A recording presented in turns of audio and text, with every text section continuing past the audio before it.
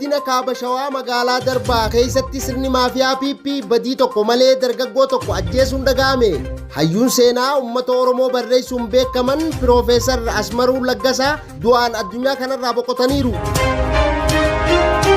Godina lixa Wallaggaa aanaa Jaarsootti waraanni faashistii PP uummata nagaa hidhanii hiraarsuu itti fufanii jiraachuun beekame. Godina Gujii lixaa aanaa Surroo Baargutatti doorsisaa fi dhiittaan mirga namoomaa waraana faashistii PP'n hammaachuun dhaga'ame.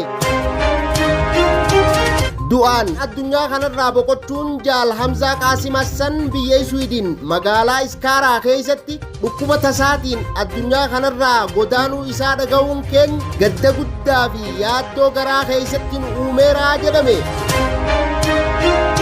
Gurraandhala 4,2026 ashama harka fuuna hordoftoota miidiyaa walabummaa Oromiyaa kanneen hangafoota oduutii bal'ina oduutiif hangadhuma sagantaa keenyaatti naa waliin turan afeerraa kooti.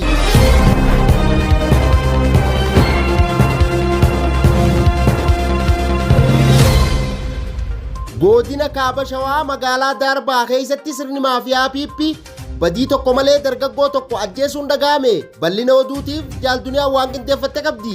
Sirni maafiyaa PP godina kaaba shawaa keessatti dargaggoo Biraanuu Muluu dargaggeessa waggaa 23 kan ta'e qaama mootummaa PP'n ajjeefamuu jiraattonni miidiyaa walabummaa Oromiyaatti himaniiru.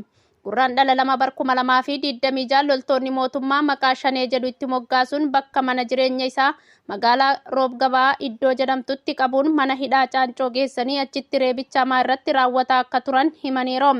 Erga reebicha hamaa irratti raawwataa turaniin booda uffata riphee itti uffisanii mana hidhaatti halkan gadi baasanii sulultaa ol iddoo qoree roobaa jedhamtutti ajjeesanii gatan jechuun jiraattonni miidiyaa walabummaa Oromiyaatti himaniiru.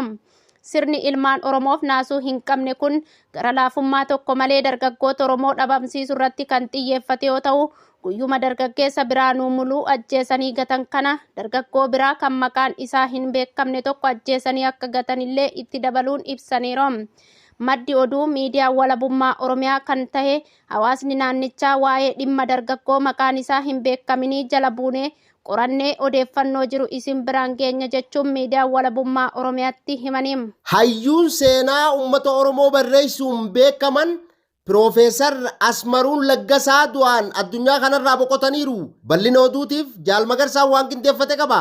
Piroofeesar Asmaroom umurii 94ffaa isaaniitti boqotan bara 1933 Eertiriyaatti kan dhalatan Piroofeesar Asmaroom dhaabbilee barnoota bebbeekamoo kanneen akka Harvard University, Northwestern University fi Salisbury Kolleejjii fa'aa keessa tajaajilaniiru. Hayyuun gameessi kun seenaa Oromoo fi sirna gadaa irratti qorannoowwan jajjaboo qorachuun kitaabota garaa garaa maxxansanii jiru. Kitaabota Oromoo Democracy in Indigenous African Political System Gadaa, Three Approaches to the Study of African Swiss Society jedhan fa'aa barreessuun seenaa fi sirna gadaa Oromoo addunyaatti beeksisuu irratti gumaacha olaanaa taasisanii jiru. Piroofeesar Asmaroom Laggasaa quuqama uummata Oromootiif qabaniin uummata Oromoo firoomfatanii uummanni Oromoos akka hayyuu isaatti kabaja guddaa fi maatii ofii godhate. Du'aan boqochuu Piroofeesar Asmaroom Laggasaatiin kutaaleen hawaasaa garaagaraa gadda isaanii ibsachaa jiru. Hayyuun kun oolmaa guddaa uummata Oromoo bira akka qaban eeranii hayyuu jabaa kana dhabuu keenyaan gaddi keenya guddaadha jechuun yaada isaanii kallattiiwwan garaagaraatiin ibsataa jiru. Godina lixa Wallaggaa aanaa Jaarsootti waraanni faashistii PP uummata nagaa hidhanii hiraarsuu itti fufanii jiraachuun beekame. Bal'ina oduutiif jaalduniyaa waan qindeeffatte qabdi. Godina lixa Wallaggaa aanaa Jaarsoo ganda Diidaa Gorbaa keessatti ammajjii 24 bara 2026 waraanni faashistii PP namoota nagaa ukkaamsanii hidhuun hiraarsaa jiraachuu jiraattonni himaniiru. Waraanni uummata nagaa irratti yakkoota garaagaraa raawwachuu aadaa taasifatanii jiran kunneen namoota maqaan isaanii Barsiisaa Sanbatoo Waaqjiraa, Lalisaa Garramuu, Phexros Mokonnin jedhaman yakkuun badii tokko malee waajjira poolisii aanichatti hidhanii hiraarsaa jiraachuu jiraattonni miidiyaa walabummaa Oromiyaaf addeessanii jiru. Namoonni armaan olitti hidhaman kunneen hojii dhuunfaa isaanii fi kan mootummaa illee hojjechuun kan of jiraachisan yoo ta'u, Waraanni faashistii PP garuu isintuu waraana bilisummaa Oromoof odeeffannoo kennee nu rukuchiisaa jira jechuun hidhanii hanga gabaasni kun qindaa'etti mana hidhaa keessatti dararaa irratti raawwachuun lubbuu isaaniif haala yaaddessaa keessa jiraachuu jiraattonni dubbatu. Murni bilisiginnaa maqaa sobaa uummata nagatti maxxansuu malee waraana bilisummaa Oromoo yeroo fi bakka fedhetti tarkaanfii waraana PP irratti fudhachaa ture.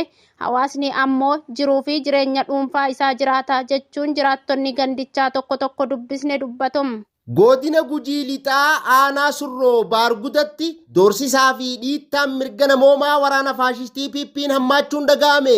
Bal'ina oduutiif Jaal Magarsaa waan qindeeffate qaba. Godina Gujii lixaa aanaa surroo barguddaa ganda makkala hidha kormaa keessatti humni waraana faashistii PP uummata nagaa irratti yakka suukanneessaa raawwataa jiraachuu jiraattonni naannichaa miidiyaa walabummaa Oromiyaatti himan.